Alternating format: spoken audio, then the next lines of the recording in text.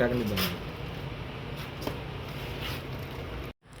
Ang pagbili sa sari-sari store ay naging parte na ng kultura ng Pilipino.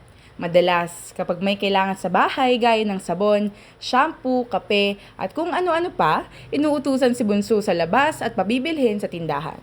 Ngunit, ano nga ba ang danas sa mga munting tindahan na ito sa pagtaas ng presyo, lalo ngayon na malapit na ang Pasko? Alamin kay Irish Bautista, isang anak ng may-ari ng sari-sari store. Gaano na kayo katagal nagtitindahan? 7 years na kami nagtitinda simula nung nasa Halang pa kami, tapos lumipat kami dito. Tinuloy namin yung business ni Mama na sari-sari. So, ito yung nung una, yung tinda namin yung paunti-unti lang hanggang sa ganito lumago na kasi kahit papaano nagkakaroon kami ng pera, tas pinandadagdag namin dito para mag-expand yung business ni Mama.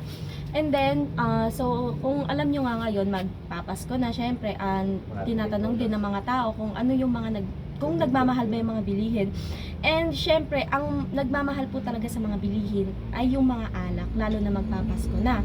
Kasi alam naman natin sa kultura ng mga Pilipino, karamihan sa mga Filipino ay mahilig uminom, lalo na yung gin bilog ngayon, ayun yung mas nagmamahal po ngayon.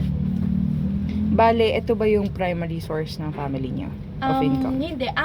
May work yung parents ko, yung mom and dad ko. And then, kumbaga itong business namin na tindahan, sideline lang to. Kumbaga para may ano pa kami, may ibang income pa yung parents ko. Ngunit bukod sa tinda sa sari-sari store, gumagawa rin sila ng yelong pambenta at mapapagkakitaan. Isa ang pamilya ni Irish sa halimbawa kung gaano katalino ang mga Pilipino upang mataguyod ang kanilang pangangailangan. Ako Samantha Flores Castillo for We See the Truth in Never Limitless Story, The Foreseer.